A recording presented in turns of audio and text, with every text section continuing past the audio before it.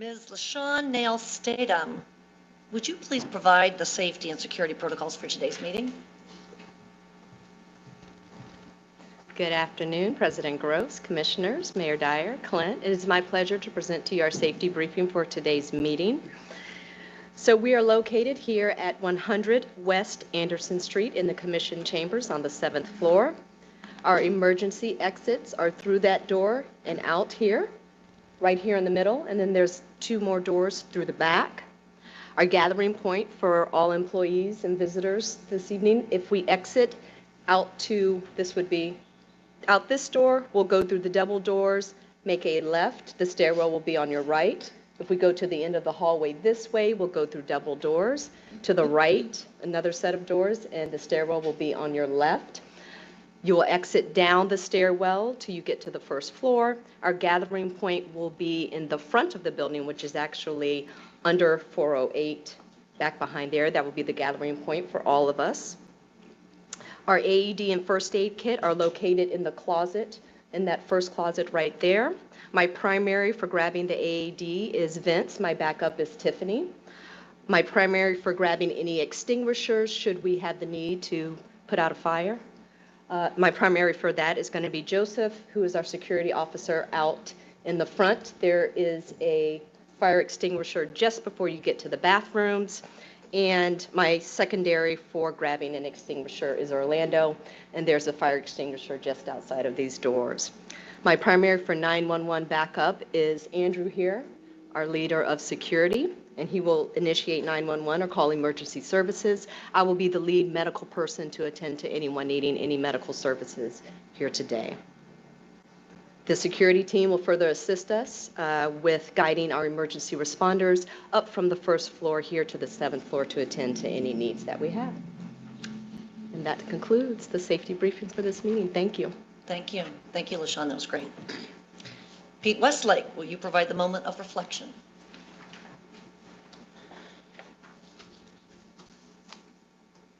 Good afternoon, President Gross, Commissioners, Mayor Dyer, Clint. November, a time for Thanksgiving, a time for preparation for the winter season, which seems to me, I think, is past for Orlando already, and a time now for democracy today to be fulfilled in the United States. The original 3-day Thanksgiving festival was held in honor of the first successful harvest, a growing season in the New World, and included prayers of thanks for all their blessings. Most every fall after that, the feast continues as a religious ceremony and soon became a tradition that we know today. I personally have much to be thankful for, and I'm certain that many of us are in that same boat. We live in one of the many so-called free lands, free to express our opinions, free to vote our representation in our elections. And that can be a stark contrast for when you look around the world, which gives us much to be thankful for. Don't get me wrong, I'm not very good at expressing thanks, so I give thanks for this opportunity to do so in a public forum. I'm thankful for my family. Mine is much like all of yours, with trials and tribulations, ups and downs, but it maintains my purpose for being. I come from a long line of people that I personally thank for giving me life, love, and the values that I use as guardrails for my life. And I wish that all family trials and tribulations are resolved before too late. I'm thankful for my health. I have been blessed with a great set of genes that hold a long line of fruitful life. My mother, living to the age of 105 and active until almost the end, saw to that. And I wish for that to be passed on to me and all my family. I'm very thankful that I can express my opinion, vote without fear of reprisal. I have taken that opportunity to vote my beliefs. I wish I had the sticker, but it fell off in this coming election already. And I wish for a time that all people can enjoy the same. I am thankful that many people before us have fought for our right to free speech, as we remember those who have fallen before us in the military on November 11th. Where the great war to end all wars was concluded on the 11th hour of the 11th day of the 11th month, so many years ago. And I wish I could stand here and say that we have been able to say their days of service was at an end. But as you know, there was not an end to war. So the fight for freedom continues to this day, and I wish for a day where I can be thankful for a lasting peace that would not require that type of sacrifice. And I am thankful that the recent Hurricane Ian was not quite as destructive as it could have been, and I wish for all to be safe from the threat of Nicole at our doorstep. As we reflect on the agenda before us, we wish all of us to have a safe and productive meeting. Thank you, Pete. I'd like to invite Javier Velasquez to come forward and lead the Pledge of Allegiance. Javier served in the U.S. Navy for 6.5 years, achieving the rank E5. He's worked at OUC for over 20 years, and his current title is the Supervisor of Power Plant Maintenance. Please stand and join us for the Pledge of Allegiance. I pledge allegiance to the flag of the United States of America and to the republic for which it stands, one nation, under God, indivisible, with liberty and justice for all. Thank you. Thank you for your service. Thank you.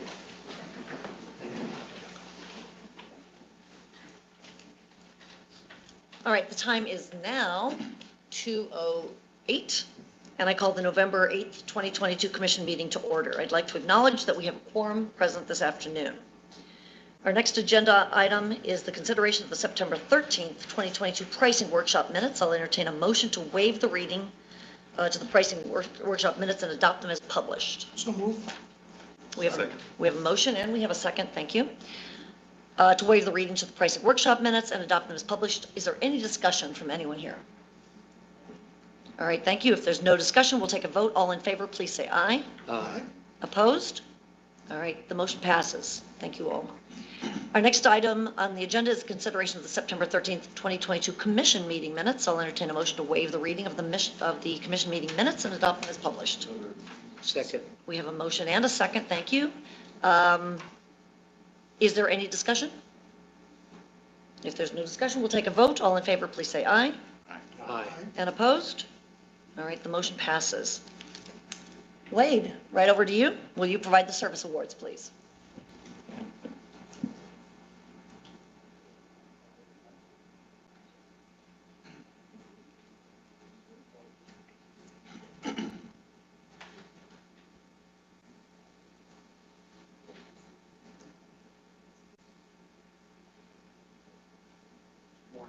Good morning, or good afternoon. You hear me okay? Not really.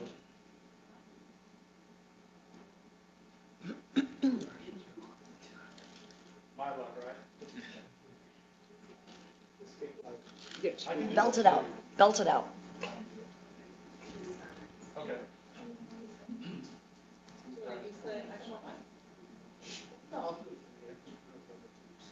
Let me start. I have the honor today of having 3 employees who have service awards. And I'd like to start with Jeff Starling and his wife Tanya. You can come forward. I told you I wouldn't embarrass you, but.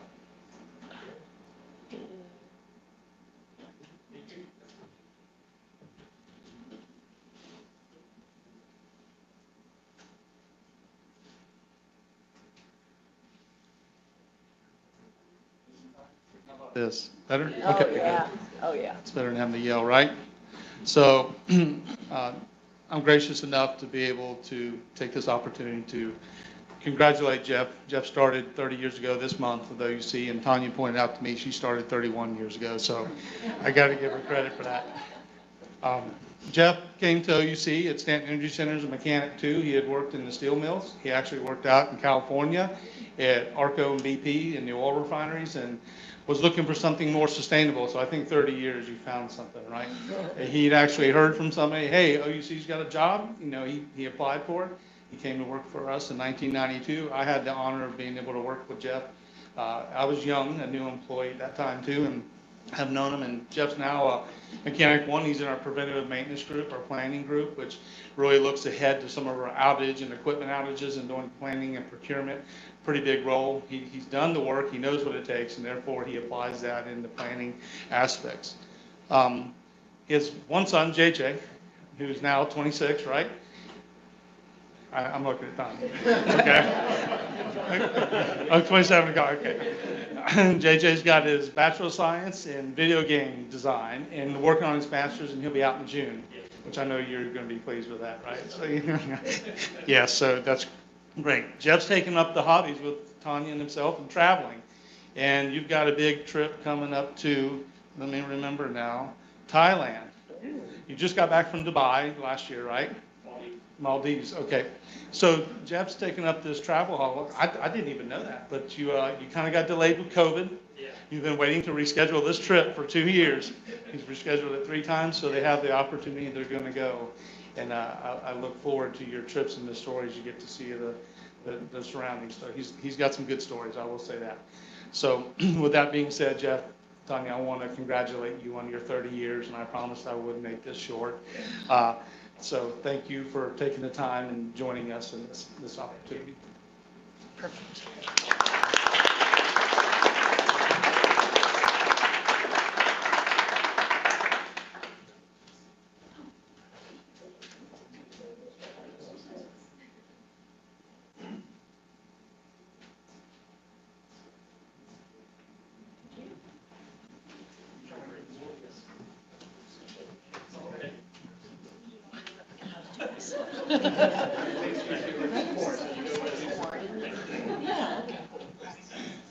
Congratulations again.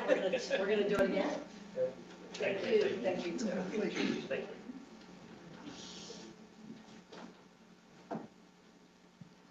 So number 2, Javier, you started us off today with the pledge.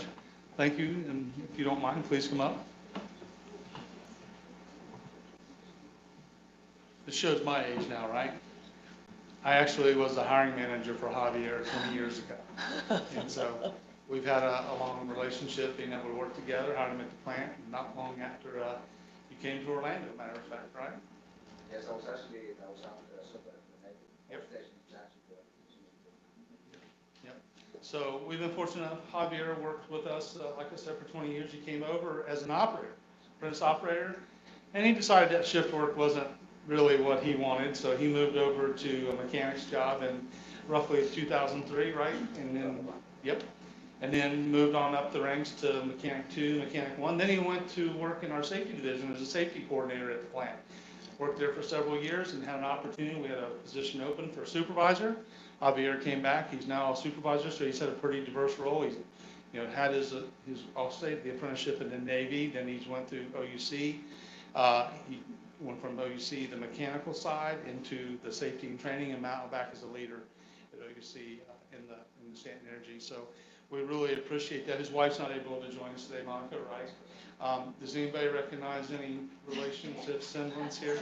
Paula takes credit for training Javier, so I'll give her that. But no, Paula is the sister to Javier, and what a great group of people, and great family. 1 daughter, 7 years old, got your hands full.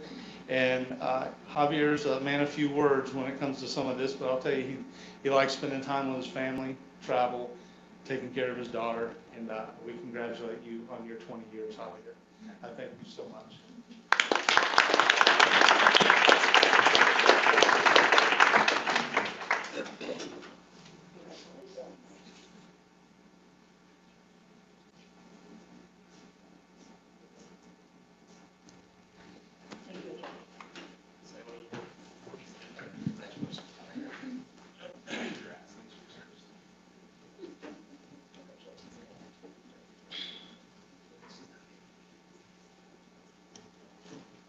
I'll tell you that none of these guys would have come here on their own.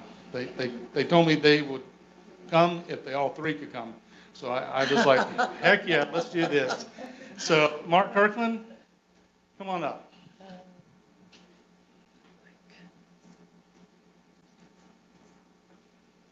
So Mark, you started with OUC basically the same week Javier did. Yeah. Yeah. Well, what's irony about that, right? I interviewed you both for the position. I hired Javier, right? That's correct. Yep. And then Javier got hired in as a meter reader. Yep. I did. Yes. No, I'm sorry. Mark did. Yeah. Javier's working in the plant. As soon as you got past your 90 days, you came on over to the plant and been there ever since. He came in operations. He went into maintenance. went through our Wheels of Learning, some of that stuff and training, and is a mechanic one. He also works with Jeff in the Planning Predictive Maintenance Group, and very proud. His wife's not able to join us today, Erica.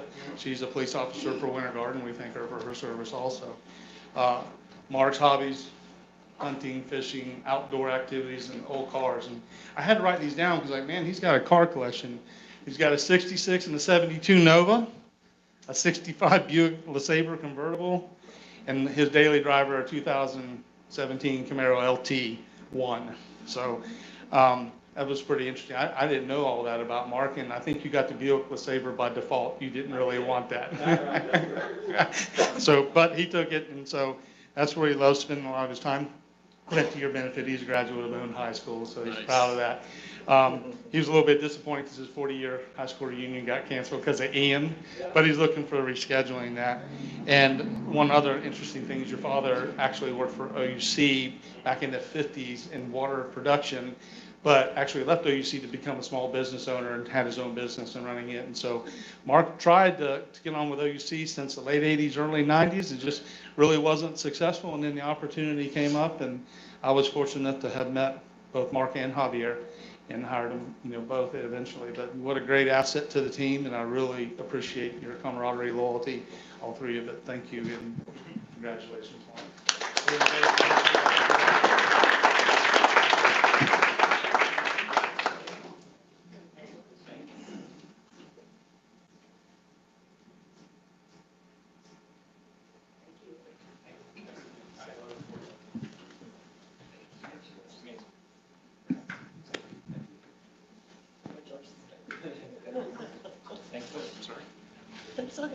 No? All right, thank you for that, Wade. Ms. Osani, would you like to present the community recognition? I would, very much so. Good afternoon, President Gross, Commissioners, Mayor Dyer, and Clint. I am here today to talk about the OUC Proud Volunteer Program and recognize our top volunteers. We do have some slides to go with it, and there they are, those hands up in the air. So our volunteer program recognizes the many employees who provide their skills, time, and dedication to organizations throughout Central Florida. This year, we had 45 employees who contributed more than 25 hours to a single organization, and that qualifies them for the Volunteering Pays Off program, where OUC contributes monetary donation to that organization. But on top of that, there were actually 98 total employees who gave donation or who donated their time this year, and it represents 5,975 hours. I'm really excited about that because that's an increase of 78% from last year. It shows we're coming out of COVID and that our employers are getting out of there and volunteering. It's great. It's really great news. The volunteer service of these 97 employees also includes the events that you've heard me come here and talk about that OUC organizes, such as our time with the Christian Service Center, with Pathlight Homes, Clean the World, and most recently, Aspire Mental Health Association. So now, though, if we can go to the next slide, I want to recognize the top volunteers for 2022. If Gina Johnson could please walk this way, come to stand with me at the podium. She is the first volunteer being recognized today with 494 hours of service. She is the Director of Financial Planning and Strategic Sourcing. You volunteer your time with All About the Kids with a Z, not an S. I like it. This group provides scholarships for education, sports, and arts for young adults in Central Florida. Gina, thank you very much for your commitment. I have a plaque here for you. This is your third year being recognized. And if you don't mind strolling over there to take a picture with Clint and President Gross for us, I would really appreciate it. And we can give Gina a round of applause.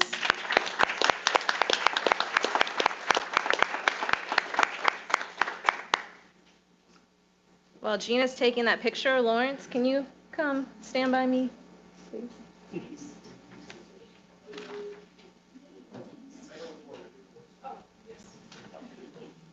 How you doing?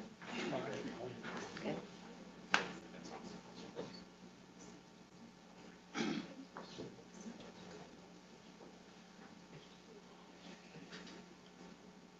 Thank you, Gina, for all you do. Congratulations. Next up is Lauren Strawn, the Manager of Corporate Analytics and Planning. He's been up here many times before. He volunteers with the Boy Scouts. This is his 6th year. He's the Scoutmaster of Boy Scout Troop 23, which meets weekly at Grace Covenant Presbyterian Church. The troop, if we can go to the next slide, the troop typically camps 8 weekends a year, attends a week-long summer camp, participates in scouting for food, and that is the single largest food drive in the country, which I thought was impressive. Over the past 5 years, these scouts earn Eagle rank, which is the highest rank possible in the scouts. Lawrence has said these are really true leaders that have been able to accomplish more than they ever thought possible through this program. So Lawrence, I have a plaque for you as well. We've got 2 of your many years of recognition on this plaque, and if you could please go over to take a picture with Clint and President Gross.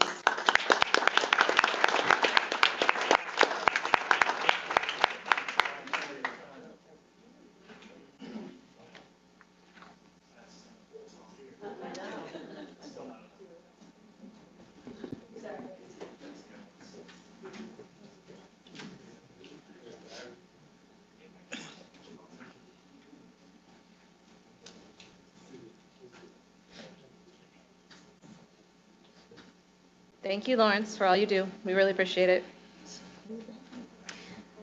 And if we could go please to the next slide, the top proud volunteer this year is Kevin Cooper. He is a lead technician in the water production area who volunteered 691 hours this year.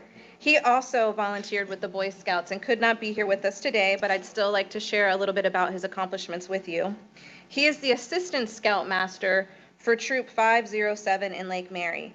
He's a merit badge counselor overseeing 27 different merit badges, and he's currently working with 14 different scouts. One of these merit badges he's working towards is the Flag Corps, which teaches flag etiquette, and I thought that was appropriate to share with Veterans Day this week. They've spent a very busy year. They've been hiking. They camped up in Molina, Georgia at Camp Thunder. It included a 15-mile hike in 20-degree below weather. So quite an accomplishment. Over the whole year, they have logged 75 plus miles. And then in another tie to OUC, Kevin worked this year with the Scouts to add community and sustainability to their efforts. They put solar panels onto their camping trailer, added battery storage and charging stations, and lighting to help with all these campouts that they do. So I want to thank Kevin for his commitment to build strong futures for these boys, and thank him for being our top proud volunteer this year. Thank you, Kevin.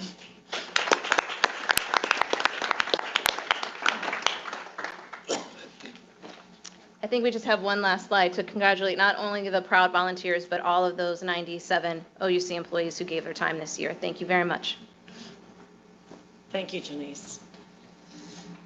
Okay, I think we're going to move now to the affirmative items portion of the agenda. Mr. Bullock, before we consider the affirmative items, do we have any requests from the public to speak on the affirmative items?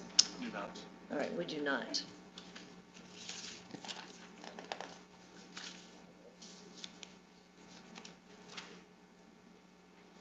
So before we vote on the affirmative items, are there any members of the public who've not already spoken who would like to address the commission on affirmative items?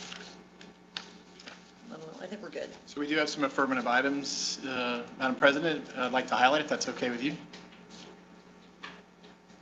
I'm sorry? We do have a few agenda items Perfect. we would like to highlight if that's okay. Perfect. Please do. Right. I would like to bring to the attention to the commission A14. I'd like Sam Choi to come up, and as he's approaching the podium, A14 is related to comprehensive grant support services, and I think we're all pretty familiar. The federal government's been busy approving and preparing a lot of grant programs, and there's a lot of dollars out there available through the IRA and the IIJA. Sam's going to give you a bit of an overview of those programs. The dollars are there, and really kind of zero in on some of the opportunities that OUC is evaluating. I think the element of this engagement with Deloitte is specifically to help us do a bit of a gap analysis to make sure that we have the infrastructure internally to support these different opportunities. There's no doubt that we've done grants in the past, but the amount of dollars that are out there, the amount of opportunities, it's significant. And we all know that grants, there's a lot of administration on the front end as well as the back end and compliance to go along with those. And it's important that we can achieve those things. So again, we're going to give the board an overview, talk about our plan, what we have in place, some of the steps that we've taken, what the specific engagement is with Deloitte, and also how we're trying to partner with other municipal members in the community to find these opportunities together to partner. So Sam, I'm going to let you take it away and share some details and talk about some opportunities. Great. Thank you, Clint, and thank you for that introduction. Good afternoon, President, Commissioners, and Mayor Dyer. We're going to give you an overview of the grants landscape, as Clint mentioned, and we're also going to talk about how we can position ourselves as an organization to develop the capabilities we need to go after a lot of this federal funding that's available today and the strategic opportunity. So first off, I'm going to give you an overview of the grant programs that are out there right now. There are two major laws that were passed over the last year, the Bipartisan Infrastructure Law and also the Inflation Reduction Act, two massive spending bills that have a lot of opportunity for entities like us. So the Bipartisan Infrastructure Law, or the BIL, otherwise known as the IIJA, the Infrastructure Investment and Jobs Act. Those two terms are used interchangeably. This law was passed in November of last year, in 2021, directing $1.2 trillion in spending over 10 years. There's nothing been like this before. It's sort of unprecedented. The last major bill of this sort was the American Recovery and Reinvestment Act of 2009, which took place after the Great Financial Crisis. So this is a large bill. It's $550 billion in new spending for new programs and over $100 billion that's aligned with utility efforts. The spending for this particular law was really aimed at providing significant investment toward critical infrastructure in the U.S. So things like rebuilding roads, bridges, and rails, expanding access to clean drinking water and broadband, with a heavy focus also on clean energy, specifically to tackle things like climate change and advancing environmental justice. Another key theme here too is the investment in underserved communities. So there's a lot of opportunity here for us, specifically for utilities too. If you look at this chart down below, the $550 billion, it's almost split evenly between the transportation sector and core infrastructure. So there are things that are available for us with respect to electric vehicle infrastructure, buses and transit, a lot in the power infrastructure side with grid automation, and possibly some areas of opportunity for us too with broadband and maybe water infrastructure as well.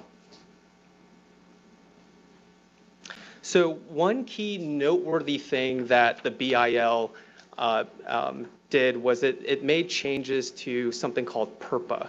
And I'll get into that, and I apologize, there's a lot here to kind of go over, but I'll try to simplify it to the best that I can. PURPA stands for the Public Utility Regulatory Policies Act of 1978. It was a landmark law that was enacted following the energy crisis of the 1970s, really to encourage cogeneration and the development of renewable resources, and to also help promote competition for really non-utility electric generation, like independent power producers. But BIL, what it did, it created two new standards for consideration. And the law actually directs state regulatory authorities and non-regulated electric utilities like us to consider rate mechanisms no later than November 15th of this year for two measures. The first being, if you look over to the right of this slide, demand response and demand flexibility. So essentially to promote the use of DR and DF by residential, commercial, and industrial customers during unusually high demand periods. The second measure is to consider rate mechanisms for electric vehicle charging programs. And there are a few things here: to promote affordable and equitable EV charging infrastructure, improving the customer experience by reducing charging times, accelerating third-party investment in EVs, and to appropriately recover marginal cost of service to deliver electricity for charging, really mainly for electric utilities like us. So again, this is really more of a procedural item, and it's really just to start the process for consideration of these two measures.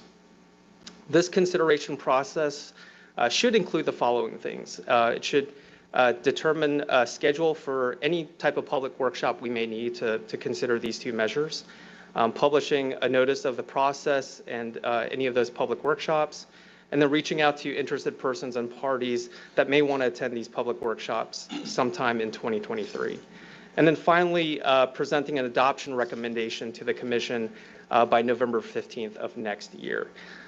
This is both applicable for OUC and the City of St. Cloud service territories. And so I know there was a lot here. I can pause, but we will also revisit this at the last slide again. So, any questions right now? Could keep moving along? Okay. I think so. Thank you.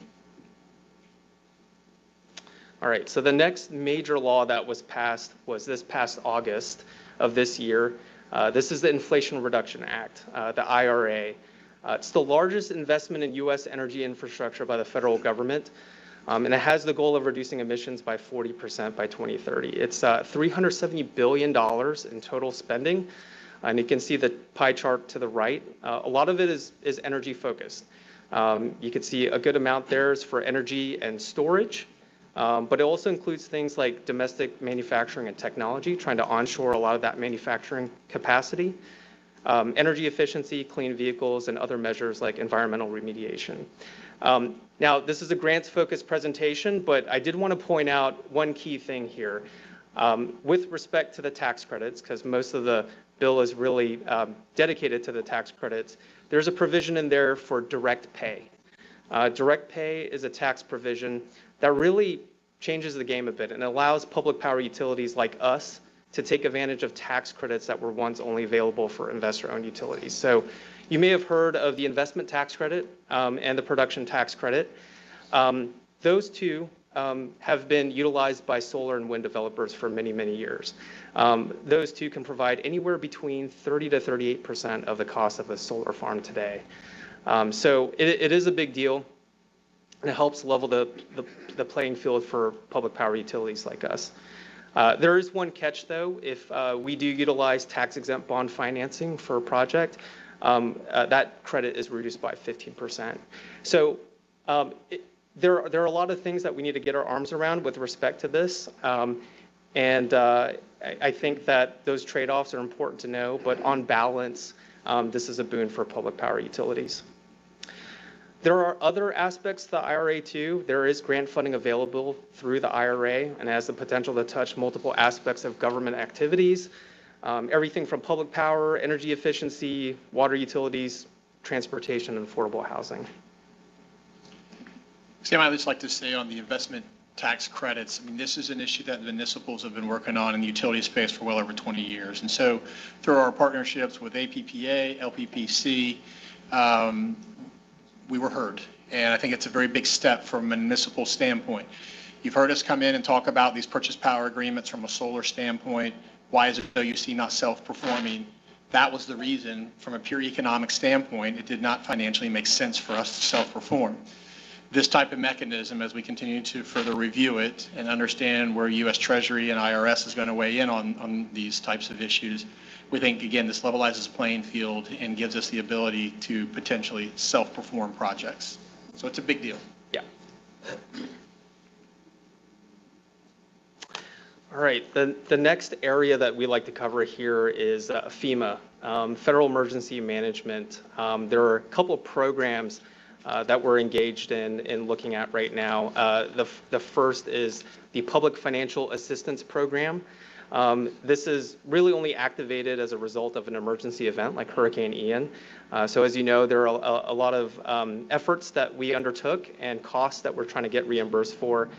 This is only eligibility driven, only by presidential declaration. So if there's a certain disaster area, the reimbursement and the funding for that program is really only allocated for that particular area. And so it's a little bit of a different flavor than these other grant and funding programs because it's available on a cost reimbursement basis. There's another program that we're looking at right now. It's called the Hazard Mitigation Program. This also is administered by FEMA. But unlike the previous program, this is really meant to fund projects that are really designed to help reduce or eliminate future property risk. So for utilities like us, that really means things that are related to like grid hardening. So if we're looking to replace wooden poles with concrete or steel poles, or even the undergrounding of distribution lines, those are things that would fall into that hazard mitigation program. Eligibility here is actually determined at the local jurisdictional level with the cities and the counties, and it has to be in alignment with a proportion pool of resources and also a board-approved plan.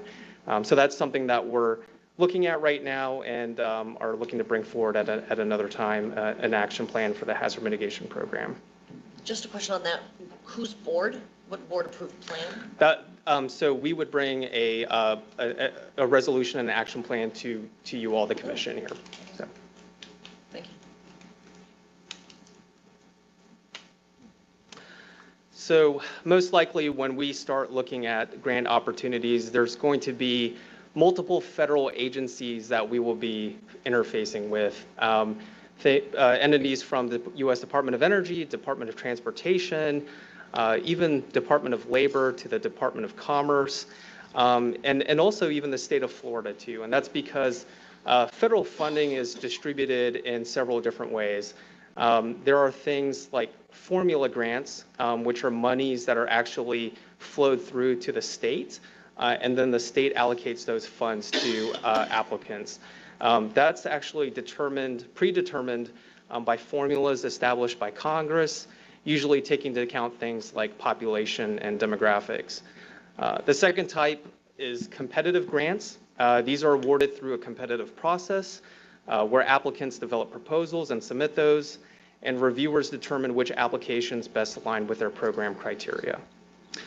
And then finally, jurisdictional grants. This really pertains to things like FEMA, which I just talked about. And these are usually provided through an emergency declaration based on cost eligibility for a qualifying agency. There are a lot of opportunities available here, and we're excited about pursuing them. And one key thing that we're really looking forward to is potential partnership with the city, Orange County and St. Cloud and other agencies. Good example of this was Lynx when we did the e-bus pilot. That was a really successful collaboration, and so we're actively looking for those cross-functional opportunities. So one very key thing as I transition here is to talk about alignment to the strategic plan. There's certainly a lot of funding opportunities available, but we also want to be targeted as well. We want to make sure that some of these opportunities are really moving the needle for us from a strategic standpoint. And so as we look at the grants landscape, certainly a lot of areas in the BIL, the IRA, and even FEMA hazard mitigation that align with our corporate strategy. If you look at the chart to the right, there are 3 strategic roadmaps that we have: the business transformation, decarbonization, environmental stewardship, and growth and innovation. And what we did is when we scanned the opportunities out there, there's quite a bit that actually align to those strategic roadmaps. And the strategic roadmaps are really there to help us execute on our strategic plan. So anything from grid hardening to cybersecurity, labor upskilling and apprenticeship, even down to hydrogen, solar, and storage, to dark fiber and EV charging. So as we pursue these opportunities, the lens that we look at these is really on how can we defray some of the transformational investment that's required to achieve our strategic goals. Some of these innovative type of programs sometimes come with a higher risk profile. And so we're looking at it from that lens, and also looking at it from a standpoint of how can it advance our expertise. So as we evaluate these opportunities, we're looking really at what benefits will these opportunities provide, but we also have to be very aware about the costs that are associated with pursuing some of these with respect to compliance, risk, and resourcing as well. So lastly, we're going to talk about some of the key foundational grant requirements for anyone that's receiving federal dollars, and also the organizational capabilities that we have to develop in-house. So some of the key requirements and criteria, these are, there are quite a bit, but I've only picked several here, kind of highlight some of the key ones. For anyone receiving federal dollars under the BIL or IRA for that matter, there are some things that we need to abide by. Some of these include things like the Davis-Bacon Act. This really governs anyone receiving federal dollars and using contracted labor have to pay them no less than locally prevailing wages. Another one is Build America, Buy America. This really governs the domestic content requirements for material and equipment that's procured under a federal contract. And then if you got something like NEPA, which is the National Environmental Policy Act, this really pertains to large federally funded infrastructure projects. So as an example, like a power plant, essentially creates another layer of federal permitting from an environmental assessment standpoint. And then finally, there's something called Justice 40. This is an initiative that was started by the Biden administration and established by executive order. This was meant to ensure that 40% of the benefits of federal funding go towards disadvantaged communities. So it's not a hard requirement, but it's one of the criteria. If you're developing an application, the reviewers are looking to see, and they're going to score your application based on how well you demonstrate that initiative. A couple of things to note here as well too. FEMA grants aren't subject to some of these requirements because of the emergency nature of the resource funding. And then there are also certain exceptions or waivers that the agencies might be able to provide on a case-by-case basis. So as an example, just recently, the Department of Transportation issued a 180-day waiver on construction materials for domestic content because of the supply chain issues that are out there.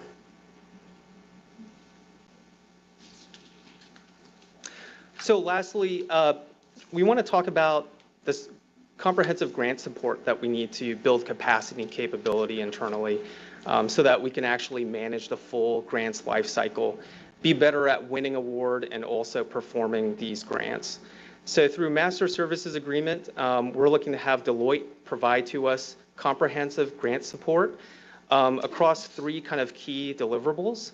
The first being looking to have them provide us with a gaps analysis of our current organizational structure when we start looking at resourcing, staffing, roles, and responsibilities.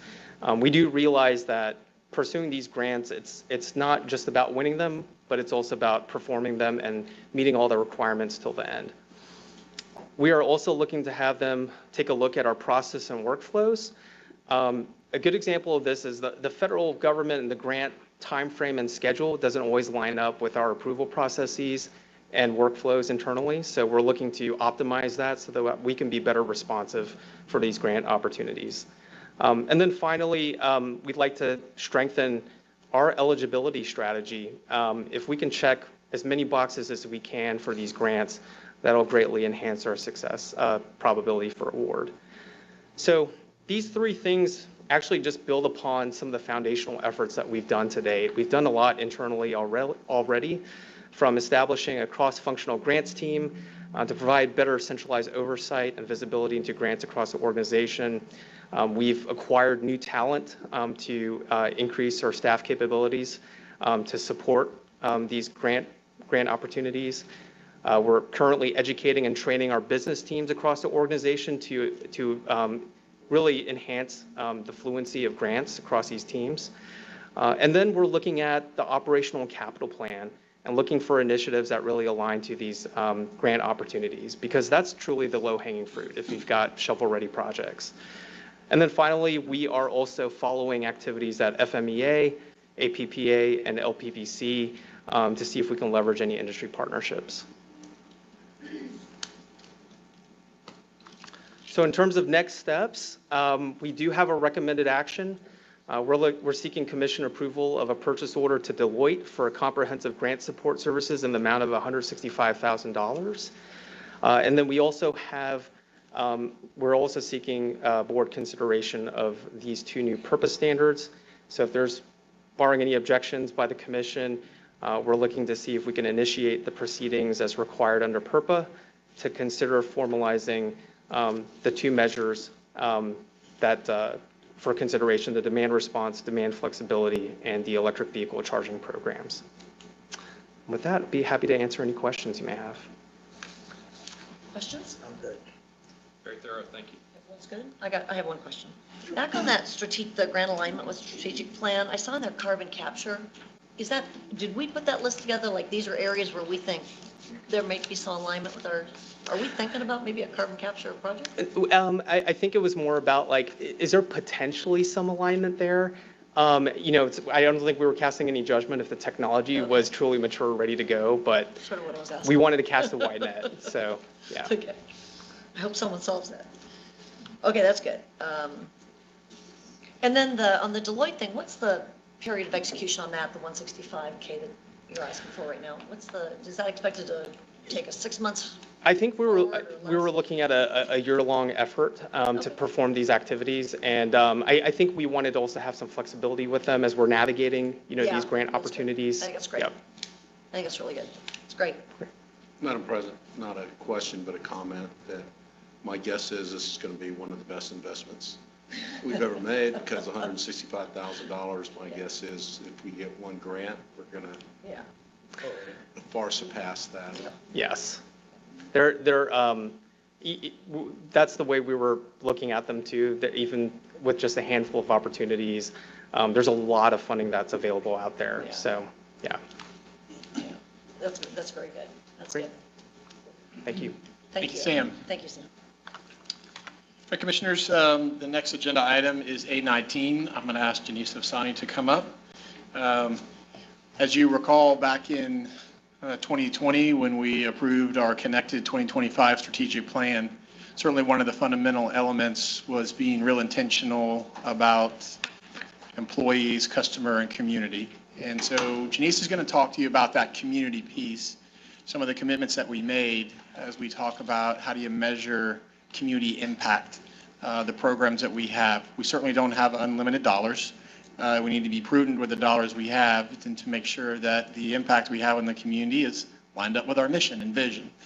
So Janice is going to talk about an initiative that she's already taken steps on, and then a couple of other steps on a 3-task step project that she's working on. So Janice? Thank you, Clint. It's nice to be back up here, President Gross, Commissioners, Mayor Dyer, and Clint. That was an excellent introduction, Clint. Thank you very much. If we can, actually, I can drive. I'm not used to driving. Yeah, okay, perfect. I'll try, Francis. Thank you for all your help. To give some background on this project, Commissioners, I just quickly want to state that back in 2016, the board did approve customer education and outreach expense guidelines that helps ensure that our community investments are aligned to our core services of energy and water, lighting, chilled water, and the saving, using less of our services of energy and water. So as long as we're meeting those guidelines, we consider it a good community investment. And then as part of the 2020 strategic plan, as Clint mentioned, there are 3 pillars: customers, employees, and community. And for community, our objective is to serve our community as a committed partner, sustainability leader, and trusted corporate citizen. And you can see called out on the right side of the slide 4 key ways that we measure success. The first being CO2 emission reduction, the second, reducing water usage.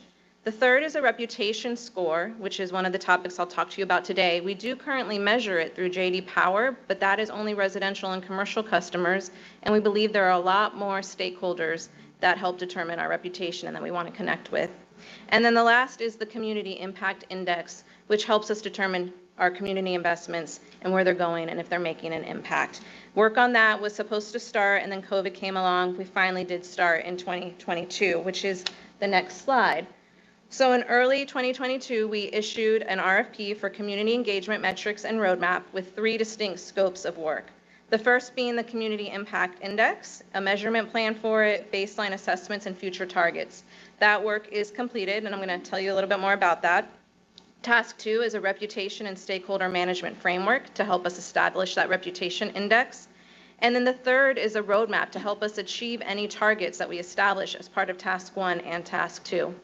We did seek competitive proposals from vendors for these 3 distinct scope of works, and ultimately in July of 2022, we selected Elwell and Associates to complete Task 1, the Community Impact Index, for $61,600.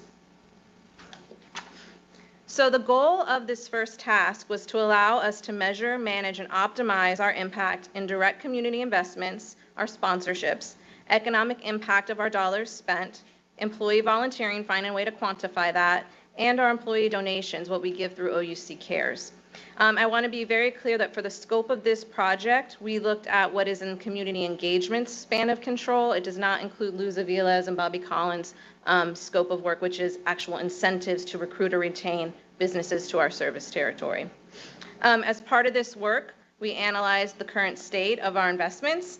We looked to develop a methodology, which we have named SIM, Community Investment Measurement Model. We're kind of proud of it. And that will drive us to these optimized results that Clint mentioned. And as part of this, we also need to determine our fiscal year 25 targets, which I will tell you. We did take some time to look at what other leading public power utilities are doing. We also looked at a few IOUs, but primarily public power. You can see 5 here. And we looked at what they provided publicly facing as to how they invest their dollars into the community.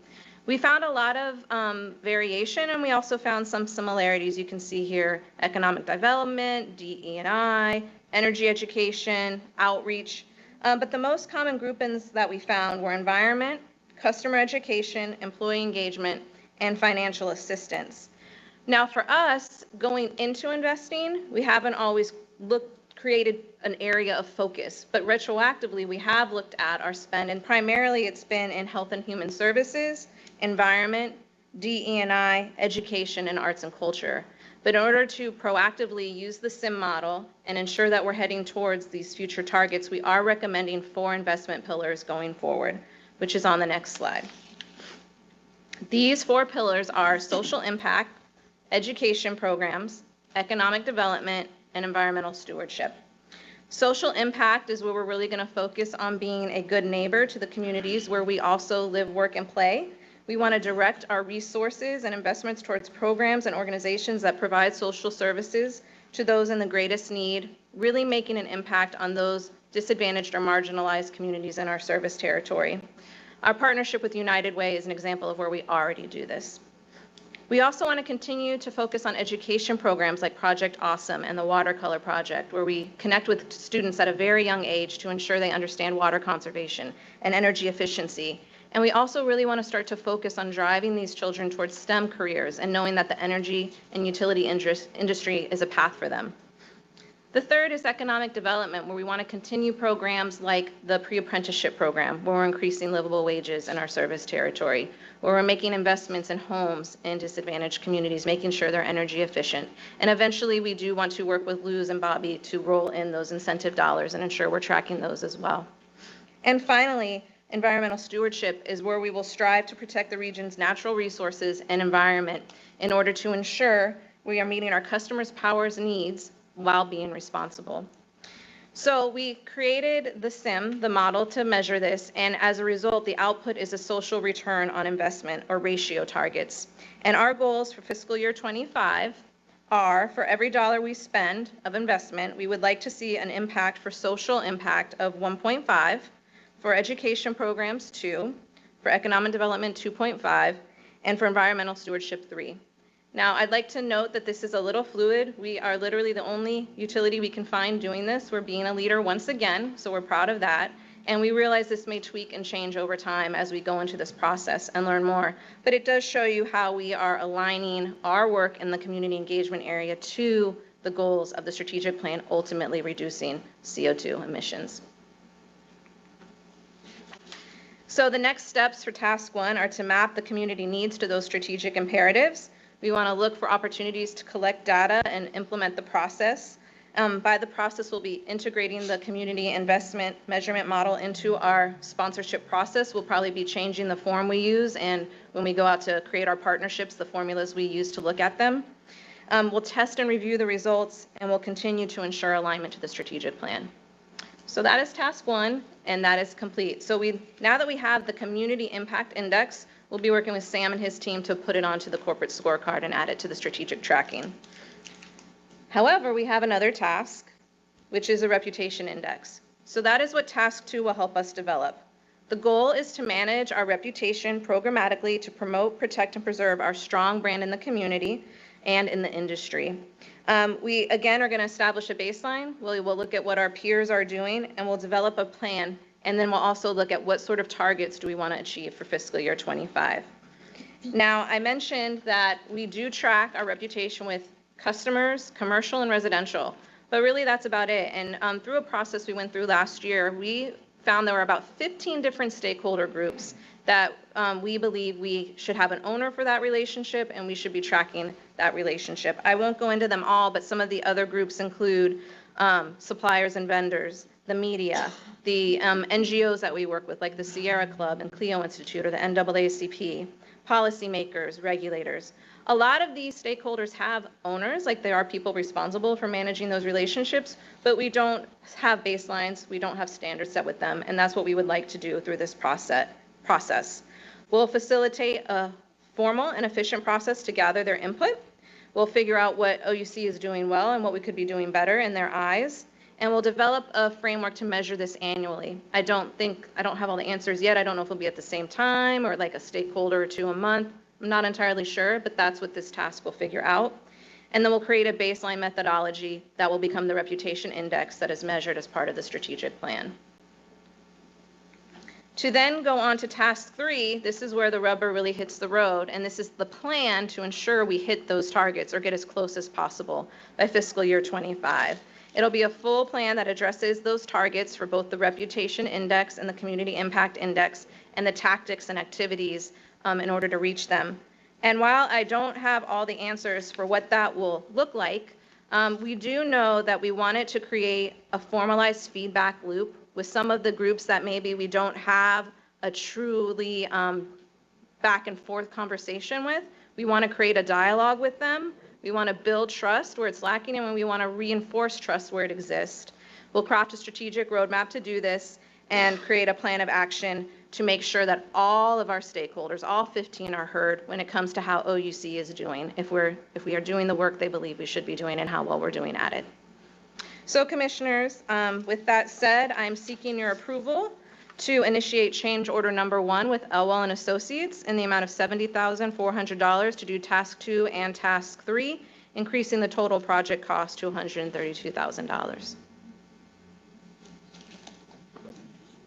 Good comments, questions? Thank you. I mean, this is good because it ties to what Sam was talking Yep. about, the impact measures and especially the pre-apprenticeship program. What are we doing for the communities? That can be just directly used in any applications to the federal government because it's so important to them. It is, and any work we're doing in opportunity zones is extremely important to what Exactly. Sam talked to you about. Exactly. Great, thank you. All right. Thank you, Janice. I don't have any further presentations unless there's any questions by the commissioners. Any other questions, guys? No. And I'll ask one more time, at the right point, are there any other members of the public who'd like to speak at this point about the affirmative items? All right. If there is no other discussion here, Move the affirmative items. thank you. A1 to A22, we have a motion, second. If there's no other discussion, we'll take a vote. All in favor, please say aye. Aye. Opposed? None, the motion passes. Thank you. All right, let's go on to new business now. My term as commissioner, by the way, expires on December 31st, 2022, creating a vacancy on this commission. Each commissioner was provided with the city's nominating committee slate of one nominee in the specific instance to serve as commissioner in the seat for the next 4 years, without waiving its right to submit 3 candidates in the future. Before we take nominations, I'd like to declare a conflict since I am eligible to serve a second 4-year term, and I'm therefore being considered for that position. This creates a conflict for me, and I'll abstain from voting on new business item number 1. But I will call for a motion. I move to nominate Rita Cross to succeed herself as a commissioner on this board and that her name be submitted for consideration as a commission's nominee to the Orlando City Council for confirmation to serve an additional term of 4 years effective January 1, 2023. Rita meets the eligibility requirements to continue to serve on this board and may serve for an additional 4 years under the OUC charter. I second that motion. All right, we've got a motion and a second. Is there any discussion? It would be painful, but we could do it. All right, we'll take a vote. All in favor, please say aye. Aye. Any opposed? All right, thank you. The motion passes. And we have one city commission meeting left this year, first week of December, so I'll Okay. take it up there. Okay, thank you for that. All right, presentations? If there's no other new business, we'll go to. No other new business? Yes, on to presentations. All right, Ms. Brenee, you want to give us a financial report? Sure. Good afternoon, Commissioners, President Gross, Mayor Clint. I have in front of me, at some point, the October financials. I will say the team is still working diligently to close the fiscal year, but we have started the new fiscal year, kind of ending the fiscal year with a hurricane and seeing the true impacts of that in the new fiscal year. You can see here retail, electric, and retail and wholesale electric revenues are slightly behind budget. This is driven by commercial revenues being behind. We were closed. Some of the large businesses were closed early in the month as a byproduct of Hurricane Ian. So we did see the impact of that. Plus, as you might recall, the hurricane came through and it was nice and cool. There was a really nice breeze coming through and people didn't have energy. They were able to open their doors and windows, so it did impact our revenues. On the water side, again, not surprising, we've had a lot of rain. Irrigation revenues are down, and then we did take the actions accordingly on the hurricane to suspend disconnection. So we did start the year off a little rocky. As you recall, we deferred $25 million last year. We had some headwind. We did recognize 1/12 of that, $2 million. We rounded it, $2 million, to offset the fuel-based price change that we did earlier in the year. So first month is always a little, it's not an indication, but, the hurricane certainly had an impact on us. Happy to answer any questions. Comments, questions?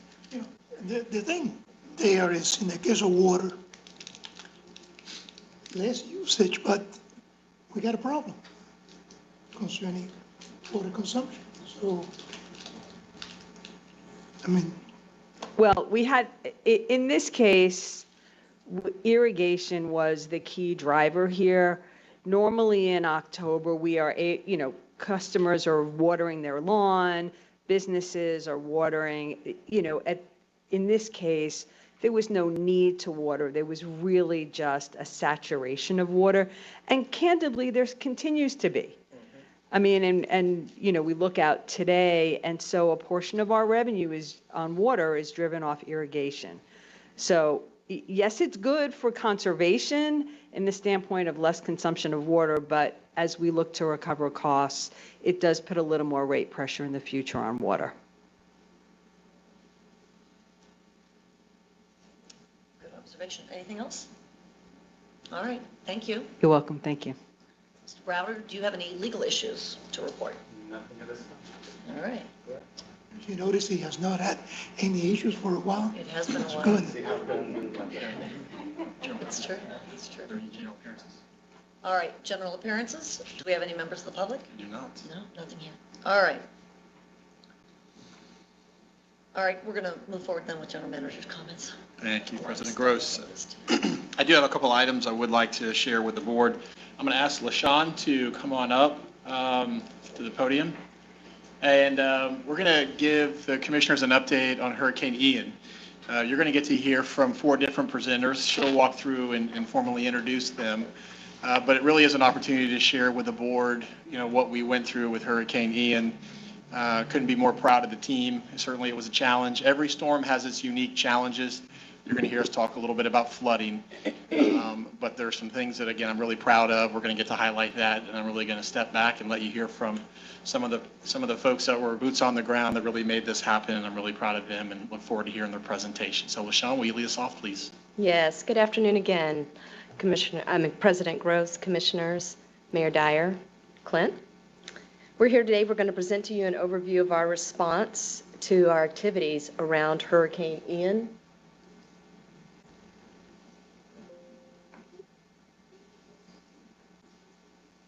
Thank you. The presenters today will be myself, LaShawn Nail-Statham. I was the incident commander for this event. Orlando Alan Castro was our planning section deputy chief. Vince Preston, he was our logistics section deputy chief, and then Janice Osani was our public information office deputy chief. Go ahead. So OUC uses the National Incident Management System, commonly referred to as NIMS.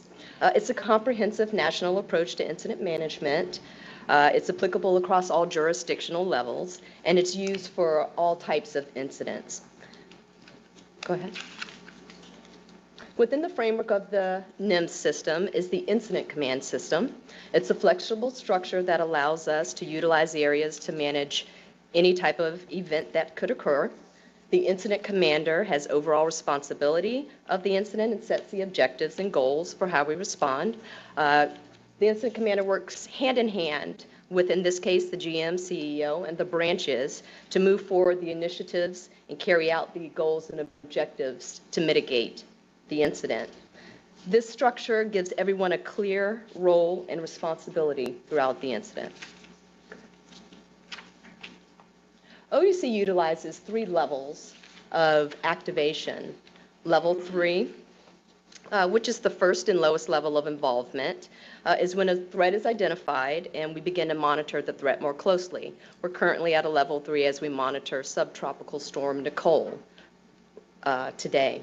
At level 2, we partially activate the emergency operations plan. Usually at this time, we may be bringing in mutual aid resources. We'll sign the declaration of emergency. At level 1, this is our more imminent threat is pending, and we activate the full emergency plan. Go ahead. So this slide, we take a look at the projected versus the actual path that we saw with Hurricane Ian. The initial forecast took Ian north of our territory, and then it placed the storm directly over the I-4 corridor. We were looking at significant weather damage with this initial forecast, and it was creating an inability to bring in resources in post-storm. Originally, we were set to be on the right side of the storm, which in layman terms is the bad side. But the storm, the actual track shifted further south, and the wind impacts, we still experienced some, but flooding became the challenge for us as we moved through this. Go ahead. So here we'll see a time lapse of when the storm first formed and as it moved through our area the following Wednesday and Thursday. We began ICC calls on that Friday, and we were looking at impacts to begin in our area around 5 days later. By that Monday, the track started to shift a bit south, which brought it closer to Orlando, and we moved to a level 2 activation and signed our emergency declaration. Late on Tuesday, the storm made landfall near Fort Myers around 11 o'clock in the morning as a powerful Category 4. We moved to a level 1 at that time. Overnight on Wednesday and during the early hours on Thursday, the storm passed south of Orlando as a weakening Category 1 storm. By daybreak, we were experiencing tropical force winds, and we began our preliminary restoration efforts. As we moved through the next few days, the weather greatly improved, and we continued to make strides towards restoration, and by Sunday, we had restored 99% of our customers back to power.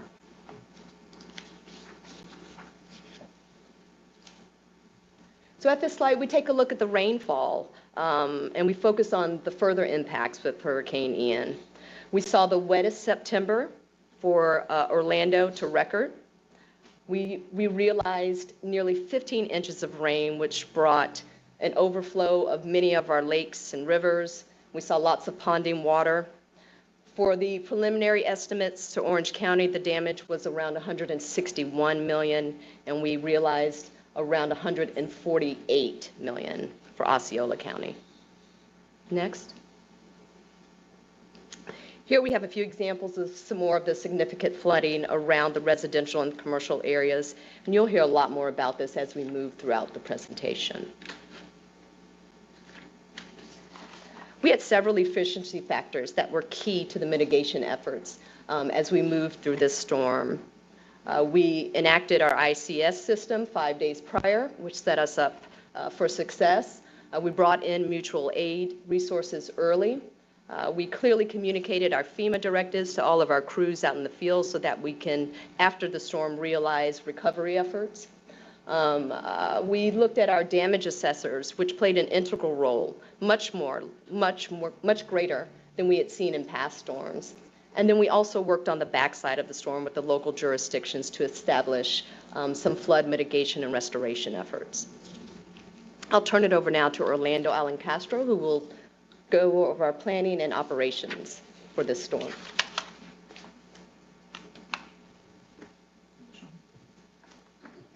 Thank you and good afternoon.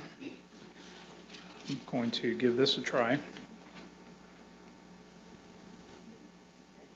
I don't know if I did that or not, but good afternoon. So this storm was largely an electric distribution system event. We did not sustain any significant damages to our generation facilities, transmission lines, or substations. It mostly affected our overhead distribution system. I want to point out that OUC's transmission and distribution facilities are, however, designed and built to hurricane force winds up to 120 miles an hour. So with that in mind, much of what we discovered in the field were small to medium-sized tree limbs that were making contact with the lines. We did see a lot of leaning poles and far fewer broken poles than we have seen in previous hurricanes. So essentially, poles that were not blown down by extreme winds, rather they were taken down by large trees that took down the primary and therefore kind of, taking the poles down with it. We at peak had 16% of our distribution circuits were out. These are circuits that have overhead exposure, all overhead circuits with some overhead exposure as well. On the underground distribution system, we had minimal impact, but I will, share that the underground system did not entirely escape the challenges that we saw with flooding. We did, for the core downtown area and the major hospitals, all remain empowered throughout the storm. Next slide, please. Okay, so a little bit about some resource highlights. This was the first storm that we had as many as 127 safety inspection resources. About half of them were made up from OUC internal resources, and about the other half were external contract resources. All were local to the area and made for efficient mobilization once the storm passed through. The safety inspection resources, as you heard LaShawn mention, they were very critical to the process. They go out and conduct the initial damage assessment and as well as identify any safety concerns or hazardous areas. In addition to the 180 OUC system resources that we managed, we, again, another first, had 30 OUC crew leads that directed the mutual aid resources. This provided us with smaller dispatchable units and allowing us to maintain a centralized control for dispatching purposes. Again, another win for efficiencies when it comes to this storm in terms of operations. We were successful at our request for nearly 100 mutual aid line technicians that we requested. We had this discussion earlier in the week prior to the storm's arrival, and we were able to secure and have those resources arrive prior to the storm. And then again, as the storm passed, we were ready to roll with those crews and just kind of, again, add to those efficiencies, and we get better and better in each storm. So in total, we managed roughly about 400 field resources. These were field resources that were actively working restoration in the field. So, next slide, please. Okay, so at peak, we had over 97,500 customers out. So in this first phase of the restoration process, we focus on the main feeder restoration portion. This is where we focus on the circuits that have critical facilities first. And then we shift over to circuits that have the largest number of customers affected. At the end of this 24-hour period, we had restored 72% of our customers. After that, 48 and 72 hours after the storm passed, we shifted over to the second phase of the restoration process, and that's the lateral restoration phase. This is where we focus on restoring those lines that branch off from the main circuits that are fused, and these were largely impacted by those limbs that I had mentioned in the trees tearing down the primary. At this point, really at the end of the 72-hour period, and by the third day, essentially, we had reached substantial completion of restoring 99% of our customers that were affected from the storm. And then the last day, we focused on the smaller service level restoration. We were focused on wire down calls, vegetation calls, and reinstates. And then the reinstates are those where customers that were had damage to their service or their weatherhead had to get an electrician, make repairs, get an inspection clearance, and then we were able to come in and reconnect those customers. Thank you. Next slide. And then finally, you've heard us mention a lot of the challenges we had with flooding. And yes, the storm was unique. It presented flooding to an extent that we had never seen before. In fact, we had roughly about 200 residential customers that were impacted for an extended period after the storm passed.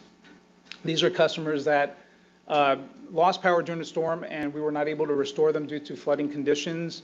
Or in some cases, we had some customers that once we were made aware, we had to disconnect the service due to the flooding concerns and hazards that was presented. So this new challenge required us to develop a new flood plan and procedure, essentially overnight. We did that in parallel to our normal restoration efforts. And we had to identify a procedure for how we were going to receive calls whenever we were made aware of flooding conditions, how we were going to isolate them, tag them in the field, tag them in our systems, and then a plan for coming back and restoring. So this was a heavy collaboration between planning, operations, PIO, the city and county EOCs, and the local jurisdictional authorities. And I am, thankful for all the effort and support that everyone involved put into this to develop this literally overnight. So thank you, and I'm going to turn it over to Vince to go over logistics.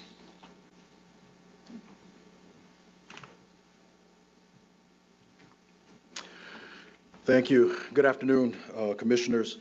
As it mentions there, logistics, and you may see up at the top where it states that we were at the Rosen Center. That was the staging site on September 30th, 2020. So by that evening, we had assembled all of those units that were there. These were from out of state. We'll talk about that later in the presentation, but there were approximately 12 states that were able to support us in those efforts. We often say that logistics, and some of my colleagues, they laugh at us, but it's true. Logistics, we turn water into wine.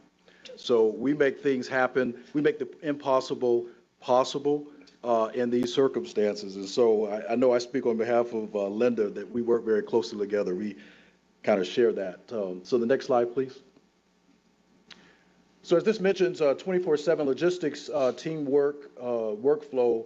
Of course, we're responsible for all of these areas. So you see crews that are secured, that's through mutual aid. So we're actually calling throughout the state, the country, and we're looking for various skill sets that will be able to come and assist us. Then onboarding, which is a process of really orientating those folks, getting them here and getting them housed, getting them fed, getting them maintenanced if there's something wrong with their vehicles, getting them sourced, getting them fueled. So all of that is a process that really takes probably months or years in terms of training and thinking about how do we do that most effectively. And the time to not think about that is when you're in the height of the emergency. So to really think about those things before that occurs. And so what we've also been able to do, and this has gained us an efficiency, I think in one meeting we were just talking earlier this week, that as a result of us unifying all of these activities at one location, and then assigning those folks from there, we approximate that we find about 2 hours extra a day per line person for them to actually be in the field as opposed to being transported and having those other things. So it allows us to create enough synergy that we're able to get out and get restored quicker. And we've found that to be very essential over the last several years. Next slide.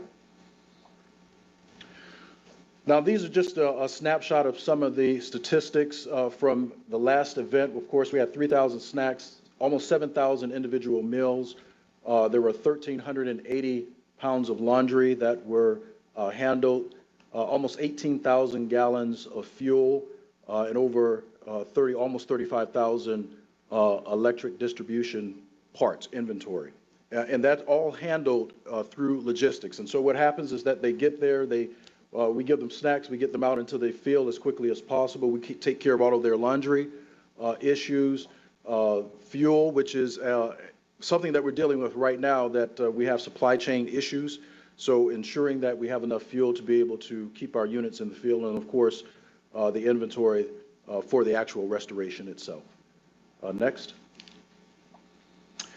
So this just talks about some of the hardening effects of what we've done. Over the last 3 years, we've been able to harden our Persian facility in particular, so that it is able to sustain in upwards of Cat 3 winds, and for us to have folks that are working in the facility. As LaShawn mentioned, the ICC, which is really kind of the brain of the entire operations, are housed there. When we're in full restoration, or in this case, when we're in the deployment model, we actually have folks that are staying there.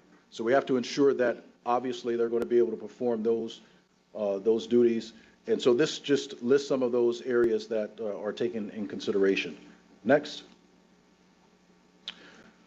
So as I mentioned, the mutual aid resources, this kind of gives us a graphic of where we pull those folks from. And so these were highlighted in the blue, were the 12 states that we were able to obtain additional folks. We had about 162 line personnel. I believe there was 65 tree trimmers, 65 assessors that were able to assist us. But this was somewhat unique because by the time that we realized, and we were very proactive at the very beginning, we had to make a decision. We had to bring people in before the storm. And so normally it's always a challenge, but we found it to be a particular challenge because a number of our normal resources were already taken throughout the country. And so that required us to look at other areas. Our mutual aid team did a fabulous job in ensuring that they found folks. So we were tasked, Clint said, look, we need to get 80 people in as quickly as possible. Ended up that we had 100 when we had our operational period meeting that afternoon. And so that was a true testament to the work that they were able to perform. And so as a result of that, we were able to get restored, as Orlando mentioned, in a much quicker fashion than normally would have happened had we not coordinated all of these activities. So as we mentioned, we turn water into wine, we make it happen, we work with all of our teams, we create the synergy, and as a result, we have a very positive outcome for the community. This time we'll give our attention to Janice.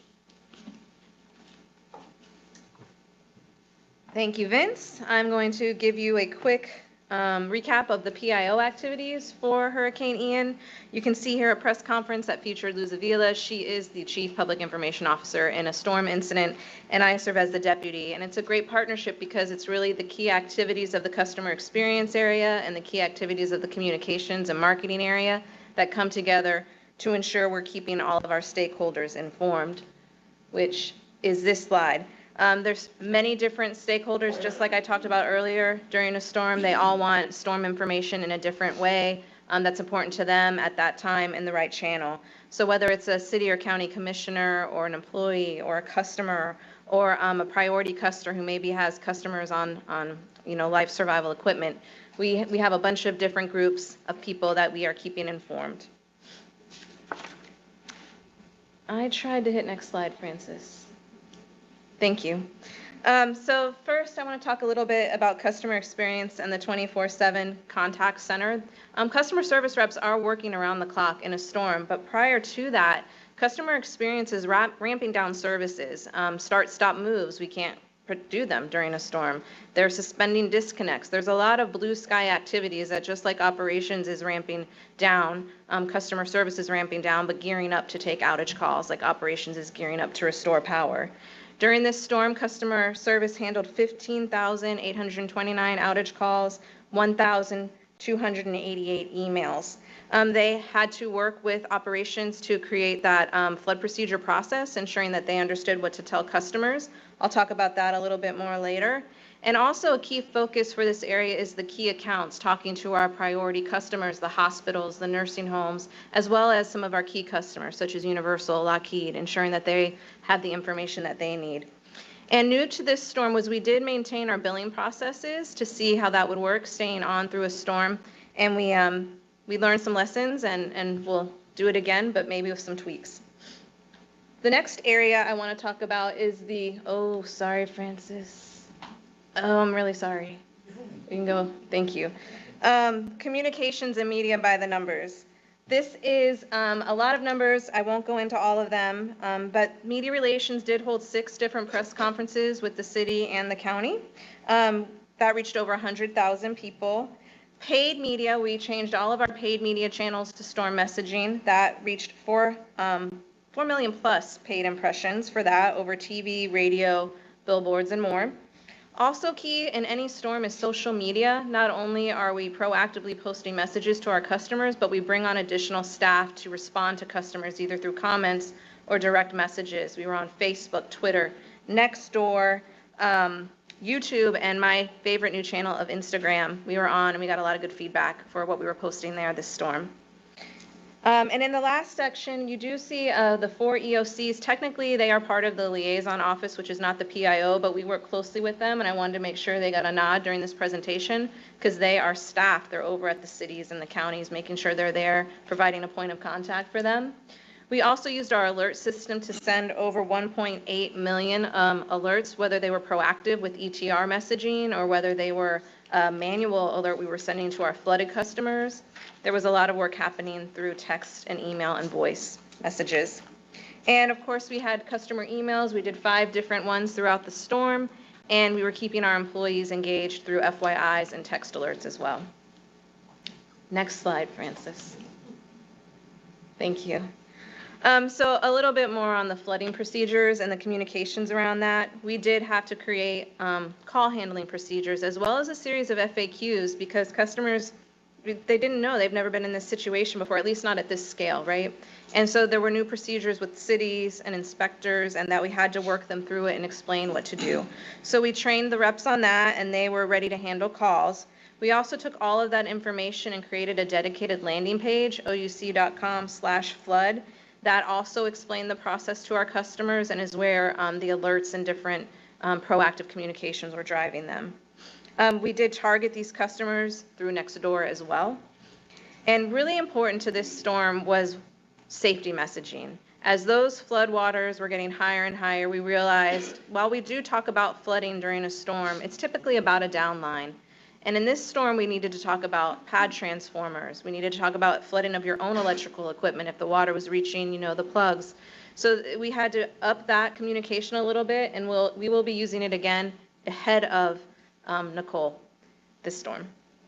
So I would like just to mention that collaboration was key. You've heard everybody mention it, but it really was. I'm really proud. I always like to say when people ask me what's the best part of working at OUC, I always say I think this might be a strange answer, but it's when we have a storm and everybody gets into their storm roles and we all come together to do what's right for the customer and get that power back on and keep them informed.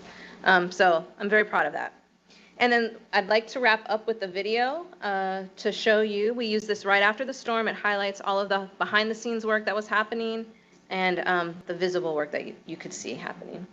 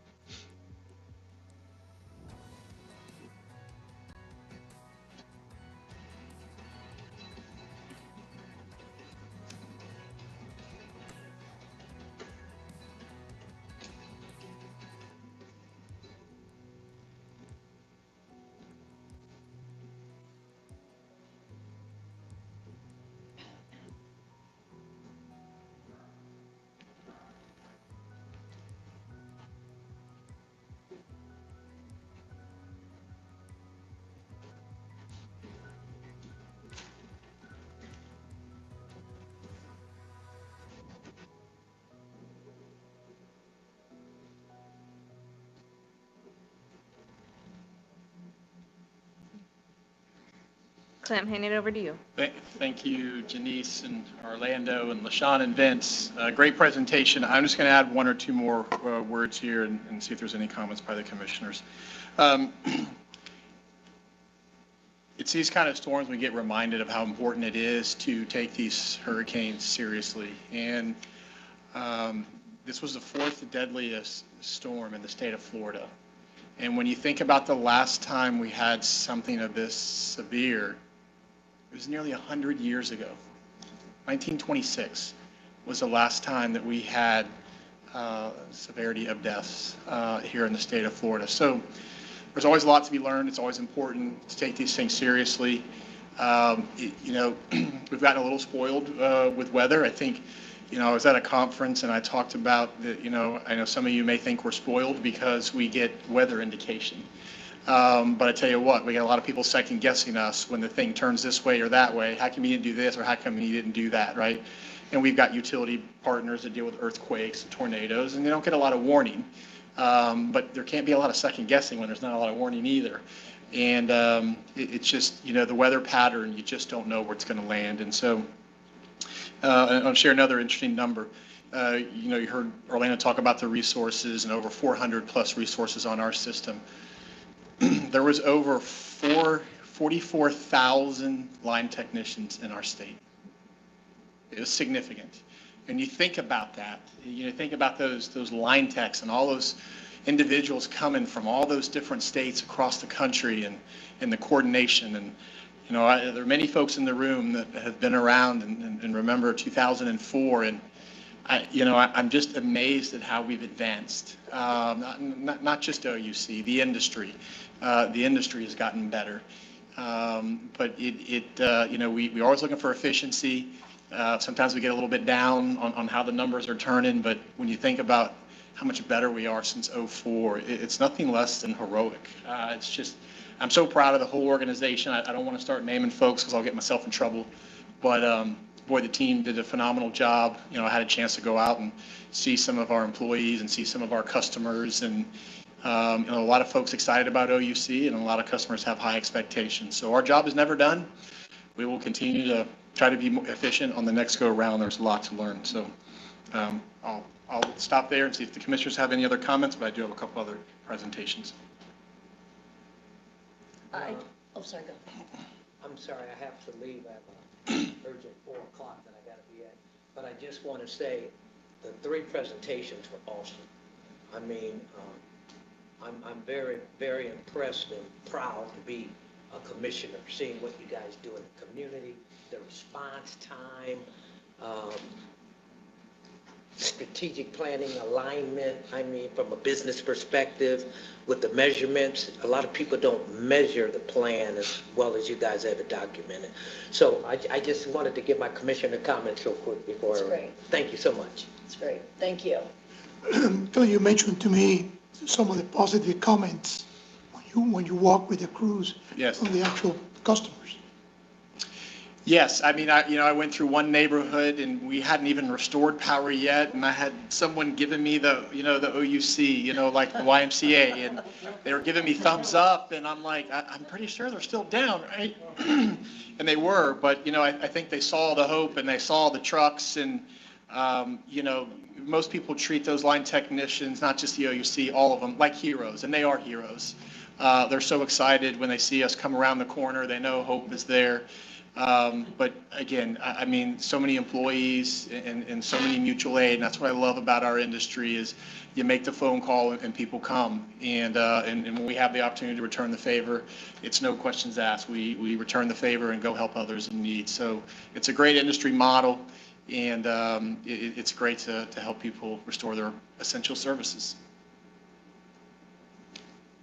I just had one quick question. That is, does the flooding or even the winds themselves, does it change the way we look at undergrounding distribution lines and so on, or no?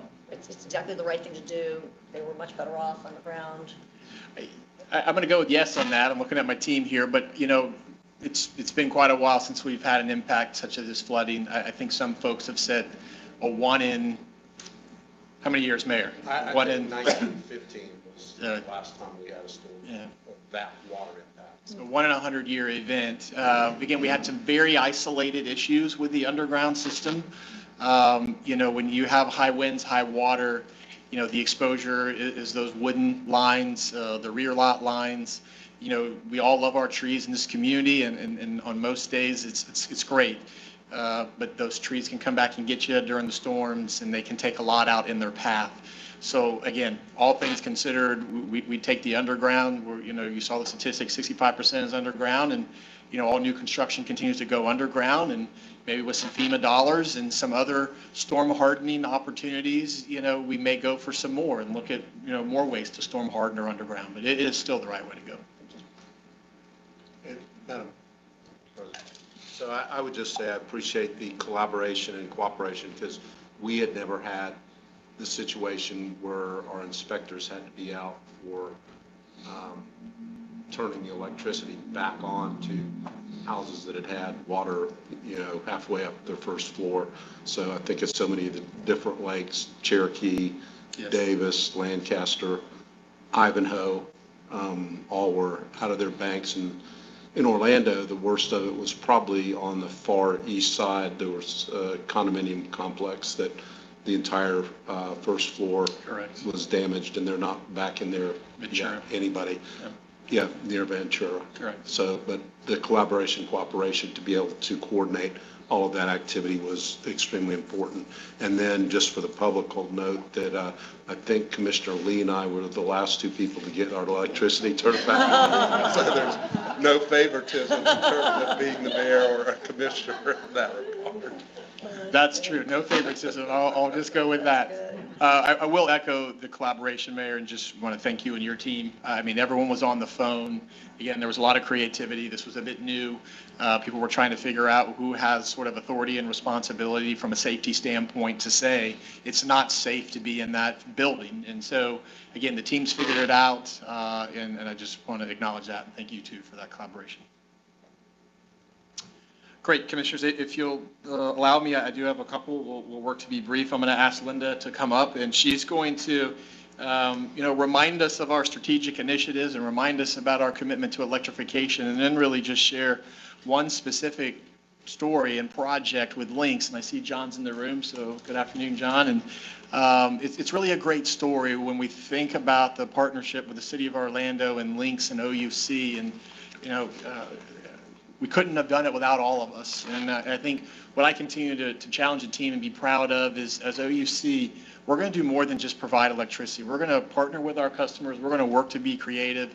And we're going to advance electrification because it's a really important subject, and it really promotes, CO2 emission reduction, which is really important. So it's a great update. I'm going to pause. I'm going to let Linda, I know Linda and her team is working incredibly hard with Lynx and John in the City of Orlando. So Linda, it's all yours. Okay, thank you, Commissioners, Commissioner President, Commissioners, Mayor Clint. It's been about 3 years ago, 3.5 years ago, that OUC, the city, and Lynx really started working together to put the wheels in motion. Yeah, I said that, couldn't resist. To create an electric bus fleet for the city of Orlando. And I'm happy that John is here, is able to make it today. He's their Chief Innovation Officer. So our teams have worked very closely together. This is very appropriate timing, given the grants conversation that we had today. So I'm going to come back to that throughout this discussion. If you could go to the next slide, Francis, I'm just going to let you handle that. So during 2019, we worked to finalize our Connected 2025 strategy with a new mission, a new vision, which you all approved in 2020.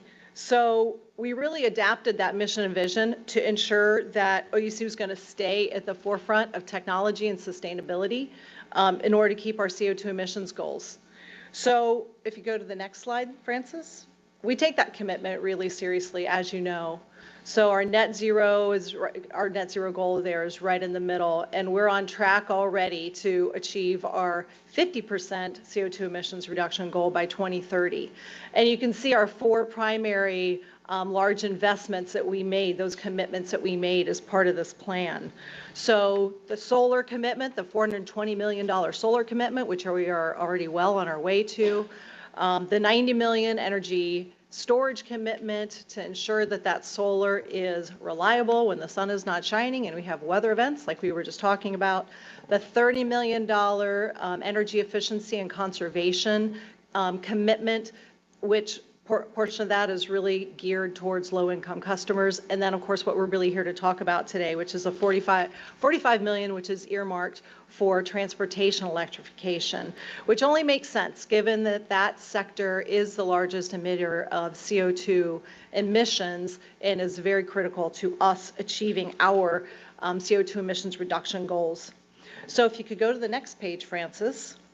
This mass transit electrification journey really began in May of 2019 when you, our commissioners, approved $1.2 million. That was an e-bus partnership, the first one of its kind that we had done with Lynx, and we set out together to build our very first electric bus and associated charging infrastructure. And then just 2 months later, after working in collaboration with the city, Lynx won its first $1.9 million low-no emissions grant. That's through the Federal Transit Administration. So there's that grant word that's starting to come into play.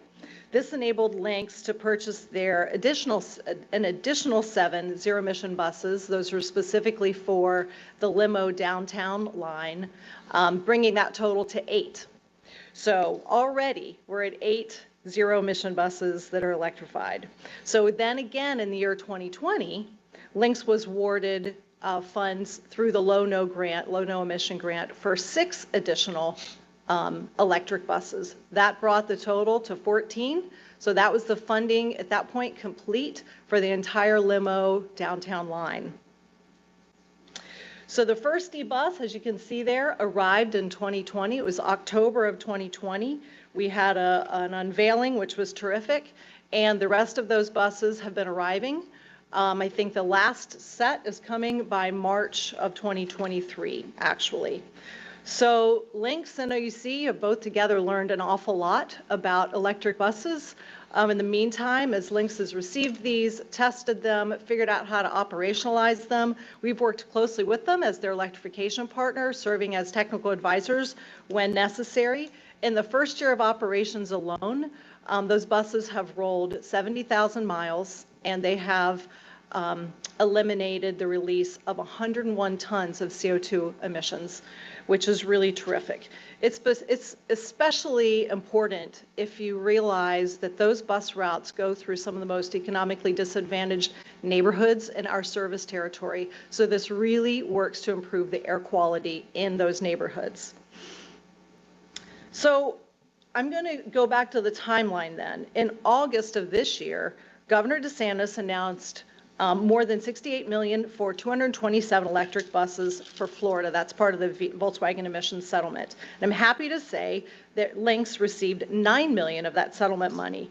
Those funds are going to go to purchasing an additional 10 electric buses, and then Lynx, in response, has the commitment to purchase 20 additional buses. So that's 30 buses that come with that.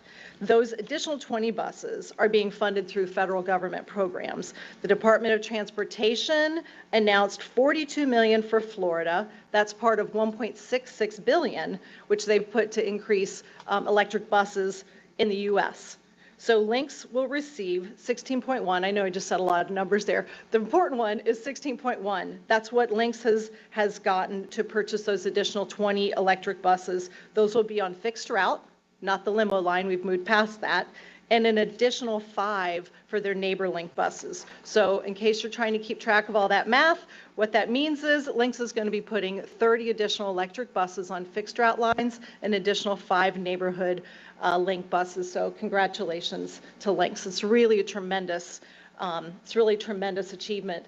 And then if you look out the timeline towards 2028, they've got a commitment to electrify 50% of their buses, which is 150. So we're really excited to continue to be partners of theirs. And I just want to point out and pause here for a moment to realize what your approval way back when, 3.5 years ago, of that first electric bus, it gave the confidence to partners like the FTA and the DOE and even the state of Florida that we are ready to go, and you are ready to approve things, and we can make things happen here in Orlando, and that's how you get it started. And that's really important as we look at all of those funding opportunities that are sitting in front of us. If you could go to the next page, Francis. So in conclusion, I do want to take a moment here and remember Jim Harrison, who is pictured here speaking at that first eBus unveiling back in October of 2020. And at that time, he was the CEO of Lynx, which he also was when he passed away in August. So Jim was really a wonderful partner to us and so many others in the community. His support was really invaluable to us to get this program going and really move forward on electric transportation in Central Florida. His loss is certainly felt here at OUC. I and the others hope that this presentation certainly provides you with a show of a lasting impression that he has left, certainly with us and for our entire community and really what he stood for. So as we look forward to the future, we certainly look forward to our further partnership with Lynx and the other agencies that are going to be required to continue to put a lot more electric buses and a lot more electric vehicles on the roads in Central Florida. And this really will help us fulfill our vision of being an innovative services provider and really the partner of choice. I'll take any questions you may have. Questions? Comments? Great. Thank you. Thank you. Thank you, Linda. Commissioners, on my last update, I just want to share with you, I'm going to take you back in time a little bit to December of 2020, and we were in here, and we, the commissioners had a chance to hear from management on recommendations on our electric IRP. We certainly heard from the community on our electric IRP, and the board adopted the plan of the electric IRP, which we've continued to work aggressively on. You may remember that following January 2021, the Sierra Club came out with a study, and it was called The Dirty Truth. It was the first version. They measured about 77 utilities, and you may recall that OUC received a B. Now, certainly timing is everything, and the fact that we made some very important decisions related to our electric IRP clearly went into the study to position OUC to earn that B. We were the only one in the state of Florida that earned that B. Fast forward now a year and a half, they've done version 2 of that. There's been a little bit of movement in the industry. There are now 2 utilities in the state of Florida that have earned a B, Florida Power and Light. OUC's numerical score went up 10 points. So in the first version, we had 55 points, which again counts for a B. So don't think about when you're in grade school about the grading system. But we moved from a 55 to a 65. And so, that movement really comes from the support of the board to allow us, 7 months, 8 months after we approve the electric IRP to come and make an adjustment to address an opportunity with the OGS project and to allow us then to retire Unit 1. So again, I'm pleased to announce that. I think there's a brief table. I'm not going to get into all the different utilities here in the state of Florida, but that just gives you, that this comes right out of their reports, that this is not our table. There's several other utilities in the state that also have a score. But again, it's investor-owned, it's municipals, it's large and small, it's 77 across the country. So again, we continue to hold the highest numerical score here in the state of Florida. This is not easy, right? I mean, we've talked about it a lot internally with the board. There's lots we have to balance, with this. And also too, this is just one indication, right? This is unsolicited. I think the mayor said that a couple times. This just gives an indication of where we are based on how they do their math. We're not driving our business based on the scoring, but this just unsolicited gives an indication of, where we are based on their lens and how they compare us to other utilities. So, clean energy is a focus for us. We continue to work the plan. Again, a little bit of a bump up with I think, a really great decision with OGS, and we'll continue to work the plan with Lynx and all the other projects that we come to the board. So with that, those are all my comments here for today. Thank you. Congratulations. Yeah. Thank you. Yeah, exactly. Yeah, it's always good relatively. All right, commission comments. Commissioner I'll go Rivera. first. The volunteer hours, that was fantastic. Almost 1,500 plus all the rest, the employees. So that's great. Great to see the recognition of time with the company in person. And having worked for one company for 37 years, it's a good feeling when you're recognized, even if you feel like there were three honorees today that came together or no, I guarantee you they're going to feel good that they came, in front of the commission. And reading our magazine, the fact there that new hires 51, okay, on a difficult time to hire employees, and those 51s felt good about coming to OUC when they could have gone to other places. That was great. And I love the one about the 52 progressions. Okay, I mean that's what a positive note for our staff to know that people can progress.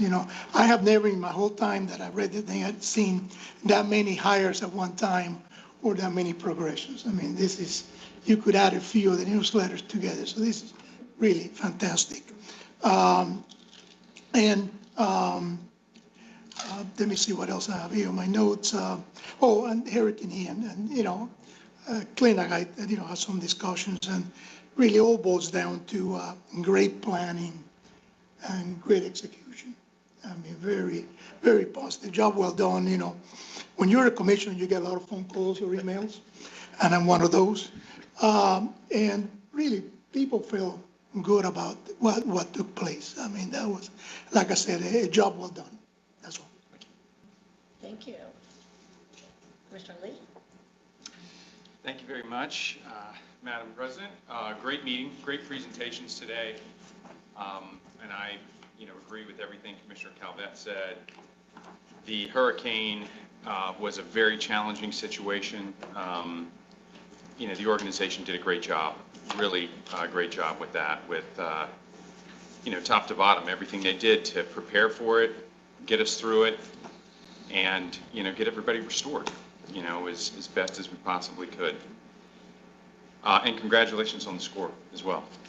So last thing I'll say, I have been given a new position at my office, and that new position is going to have a great deal of responsibility, and I am going to be resigning, or I have resigned from the Orlando Utilities Commission Board. I'm going to continue to stay on until my replacement is appointed. But it is with a heavy heart that I say thank you to all of you. It's been 9 years. Had a great time here. I think we've done a lot of amazing things. Mayor, I appreciate your support with the appointment, and Clint, your leadership, and it's been a privilege to serve with you all and work with you all. So thank you very much. Thank you. Mayor?